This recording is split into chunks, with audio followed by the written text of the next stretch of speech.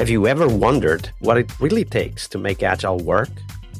Well, at the Global Agile Summit, we're bringing you real-life, first-person stories of Agile succeeding out there in the real world that will inspire you to take action. Whether you're a leader, a product innovator, a developer, you'll hear practical insights from those who've done it. They'll be telling their own stories from the stage. I'll tell you more about this at the end of this episode, so stay back and listen to the full detailed description of what we have in store for you at the Global Agile Summit. But if you can't wait, you can go right now to globalagilesummit.com and check out our full schedule. For now, on to the episode, but I'll see you at the end of this episode with more details on the Global Agile Summit. Talk to you soon. Hello, everybody. Welcome to our Team Tuesday. This week we have with us Carmen Jurado. Hey, Carmen, welcome back. Hi, Vasco. Thank you. So Tuesday is, of course, Team Tuesday here on the podcast. But before we dive into the team story, do share with us, Carmen, what's the book that most inspired you in your career as a Scrum Master? That was such a difficult question. And I'm looking to the side because that's where my book case is. But I picked one, and I actually have it here, which is Joy Inc. I don't know if you know it. You do know it, yes. So it's Joy Inc. It's by Richard Sheridan. And for me, it's really kind of like a treasure trove of like practical insights on creating a joyful and productive workplace. And it kind of really drives home this idea that when work is enjoyable and fulfilling, it leads to higher quality products and a more engaged team. And he does such an amazing job at describing his company, which is Menlo Innovations. And he talks about everything from like the hiring process to like team collaboration and the importance of experimentation and learning from mistakes. This should all sound very familiar, right, as Agilists.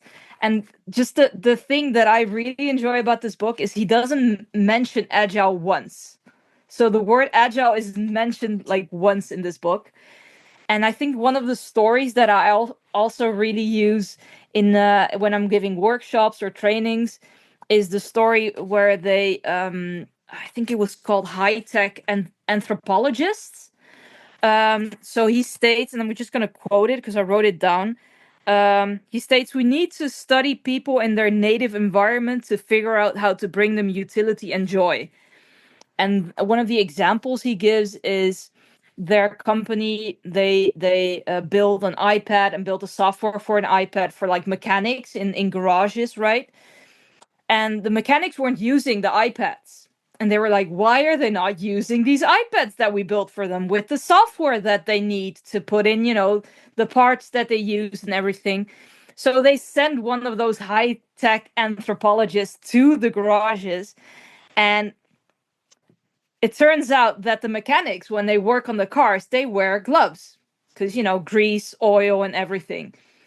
They had it wasn't a touchpad. It was kind of like a touchpad, but it needed like the physical touch of your hands, and it didn't work for them because they were wearing gloves. And that was the reason they weren't using those iPads, because they're not going to take off their gloves and then put in the thing. So what I really love with that insight, they kind of changed the iPads to like touch pressure iPads, so they could use the iPads wearing Even with their the gloves. Yeah.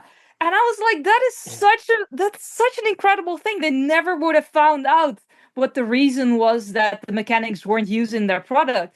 So they would probably have added like hundreds of new features to make it more appealing or something like that.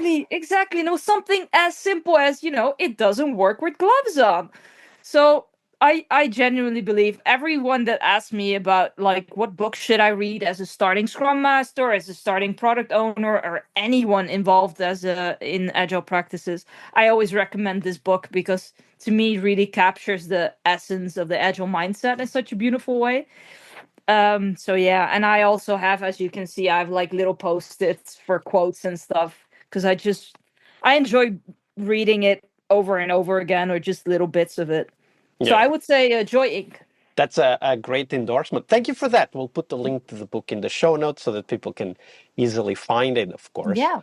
But Carmen, of course, Tuesday is Team Tuesday here on the podcast, and we want you to Yes. tell us a story of a team. Like, walk us through the small events and steps through which those behaviors or attitudes within the team grew and eventually became a problem for the team. Yeah. So this was still at the large power supply or energy supply company I worked, and we as Scrum Masters had this little community. And I had my own team for about a year, and the Scrum Master of this specific team was really struggling, and they had asked me to be the Scrum Master of that team. So it would be my second team in about like a year and a half. And the reason they were struggling was because of this senior member and basically their own resistance to change. And you have to realize this was someone that was working at that company for longer than I had been alive at that time. So I think I was like 31 or something, and they had been working at the company for 35 years, had gone through multiple transitions and transformations. I see you nodding. This is we all have met one of these people. Kind of viewed this agile transformation really skeptically, had become really vocal in his criticism, and was, you could almost label them more as a vocal saboteur than a critic, honestly. And they were really influencing these new and younger team members in a really negative way, and it kind of demotivated the whole team. They didn't really communicate within the team anymore. They avoided discussing any issues, which led to more unresolved conflicts. And because they weren't communicating and basically shying away from discussions, they were also not contributing any new ideas or suggestions. I mean, why would you, right? It could only lead to more conflict. So it wasn't really promoted. Isolation was also really a big issue within the team. So the idea or the agreement that we had was that all team members were supposed to like sit together when they were working at the office, right? And this team, like, we were people who were sitting in solitary workspaces rather than collaborating with their team members and sitting in the same spot. So it made it even more difficult to foster communication and, in the end, achieve their collective goals. And as their new Scrum Master, I kind of focused on building first individual relationships and setting clear expectations, or clear mutual expectations, to be more specific. So I always, this is my go-to modus operandi, as I stated. I always have like one-on-one conversations with team members, and I ask them, what can I expect from you? And then I share, this is what you can expect from me. And I really feel that kind of openness and curiosity in another person were really crucial in like building a good gelled and high performing team. So like empathy and understanding.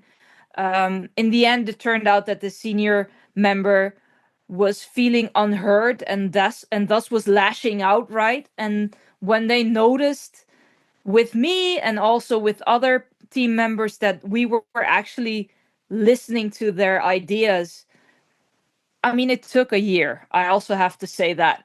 But after that year, or during that year, and during many retros and many one-on-one conversations, many team conversations, that critic actually turned into like one of the biggest promoters and really wanted to do what was best for the team and what was best for the company.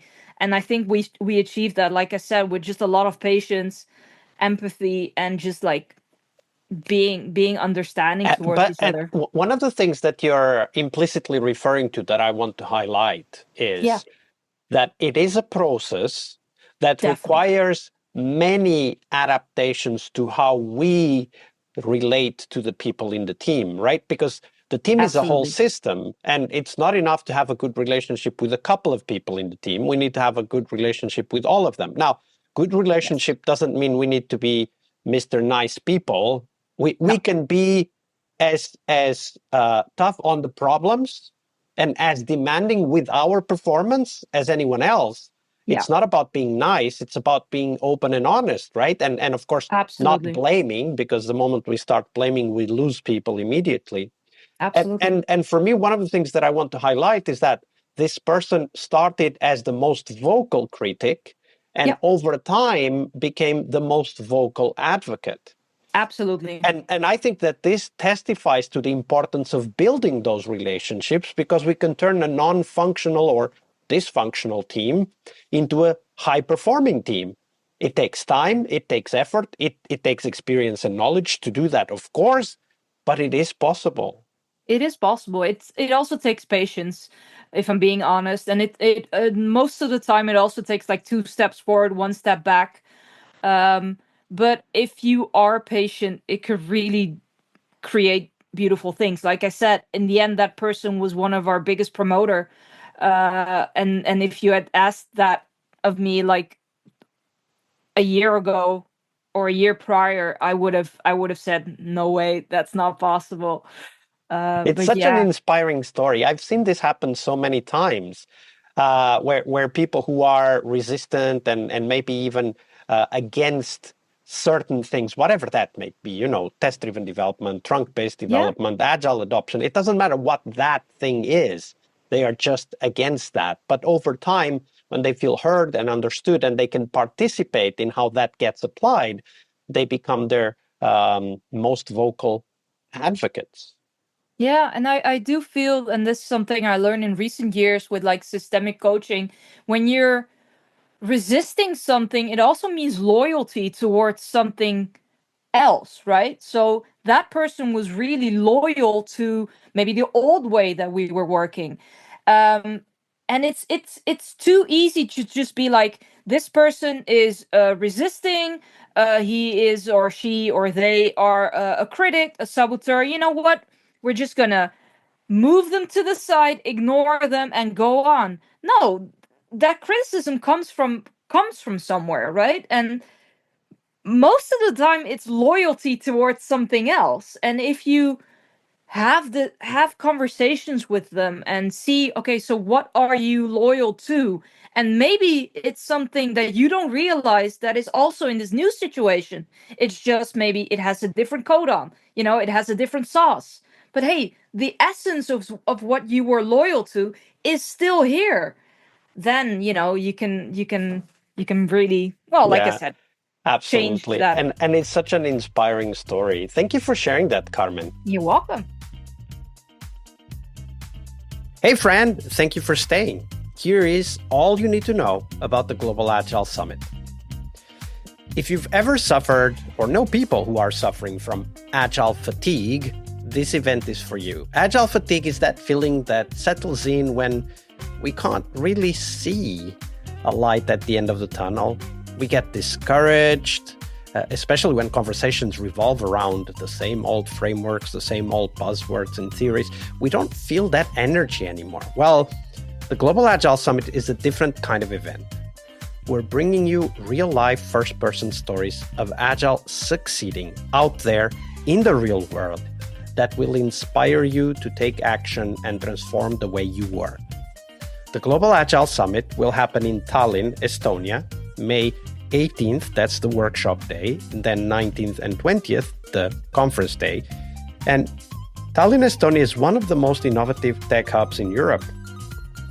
The Global Agile Summit is hosted together with Latitude 59, which is kind of a citywide celebration of software startups and groundbreaking ideas. And we'll have a shared ticket for you to attend those events as well.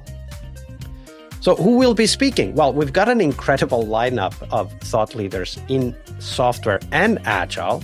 For example, Clinton Keith, the person who literally wrote the book on game development with Scrum and is busy bringing Agile to the world of game development. You must check his session. The very famous and well-known Jürgen Apelo, author of Management 3.0, will be talking and exploring about AI's impact on leadership. We also have Gojko Adzic, who's taking an unconventional look at the product growth with his lizard optimization keynote. Other speakers include, for example, Sven Dietz, who's challenging everything we know about software development by literally ditching contracts and estimates. Can you imagine? His teams deliver software before their competitors are even done with the contract negotiation. How agile is that? But there's more. We'll cover engineering practices in our developer track with talks on, for example, AI-assisted test-driven development, developing products in minutes with a different approach to how we develop, configure, deploy platforms, and much more. We also have a product track where we cover cutting-edge ideas around product discovery, delighting customers with product delight frameworks. We'll have a talk about that.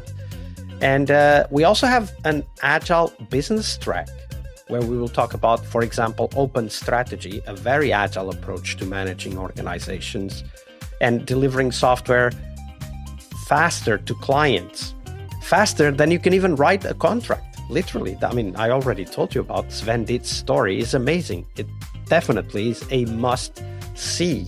I'm sure you'll be inspired and get a lot of ideas for your own software projects and software delivery. Now, whether you're a business leader, a product innovator, or a developer, you'll definitely find value in our 3 focused tracks. That's Agile Business for those working with businesses and organizations, Agile Product for product managers, product owners, and innovators, and Agile Developer for the builders making Agile work in practice, the coders, the testers, the designers, the producers, the Scrum Masters, you name it. If you join, you will meet over 200 Agile professionals from all over the world. People who, just like you, want to grow, want to share, and want to learn by challenging the ideas that don't work anymore. At the Global Agile Summit, you'll get new connections, fresh ideas, and the energy to take your own Agile to the next level. And who knows, maybe even find your next career opportunity. So don't miss out. Check out the full program and grab your ticket now at globalagilesummit.com. I'm really looking forward to seeing you all in Tallinn, Estonia in May. I'll see you there.